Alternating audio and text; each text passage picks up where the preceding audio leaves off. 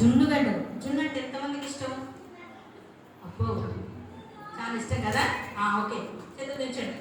అయితే 10 జున్నుగడ్డలు, 10 రొట్టెలు, వేయించిన తూమెడు గోధుమ తీసుకొని అన్నల యొద్దకు వెళ్ళు అని చెప్పేసి దావీదుకు చెప్పినాడు తన తండ్రి. చెప్పినప్పుడు చూడండి, ఈ బొమ్మ చూపిస్తే అందరు చూడాలి. ఇతను ఎవరంటే యెషే. ఇతను ఎవరు? యెషే. యెషే అంటే ఎవరు? దావీదు యొక్క తండ్రి గారు. దావీదు యొక్క తండ్రి గారు. ఇప్పుడు ఇతను ఎవరు? కథ చేతులు పట్టుకున్నారు కదా, ఎవరు? దావీదు. ఎవరు? దావీదు. అయితే దావీదు దగ్గర ఒక 3 రకాల చెట్టు గోధుమ, 10 రొట్టె, తర్వాత 10 జున్నుగడ్డలు. 10 జున్నుగడ్డలు, 10 రొట్టెలు, వేయించిన గోధుమ ఈ యొక్క బుట్టలో వేసుకొని ఇప్పుడు ఎక్కడికి వెళ్ళినాడు? తాను అన్నల యొద్దకు వెళ్ళినాడు. ఎక్కడికి వెళ్ళినాడు?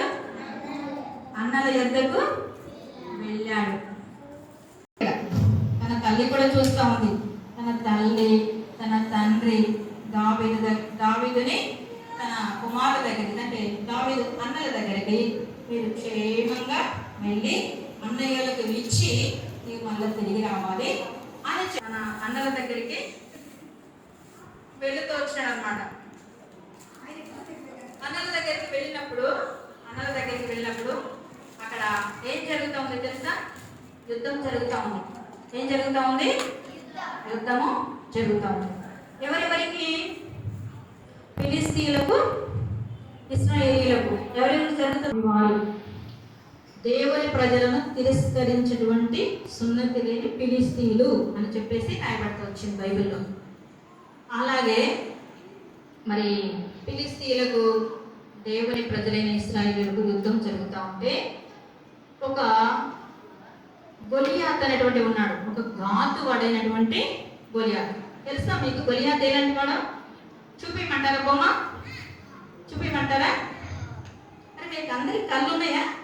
కళ్ళు అందరికి ఉన్నాయా? చూస్తున్నారు అందరూ? అవునా? చూడండి, కాకులు ఏమి రావు ఇక్కడికి.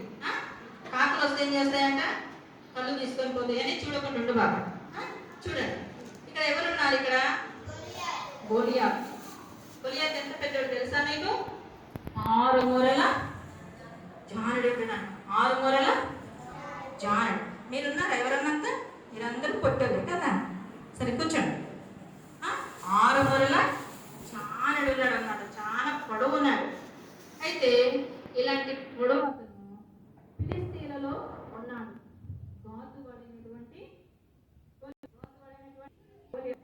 అయితే ఈ గొలియాతు వ్యక్తి యుద్ధశూరుడు. అయితే అంటున్నాడు ఇశ్రాయేలు ప్రజలతో,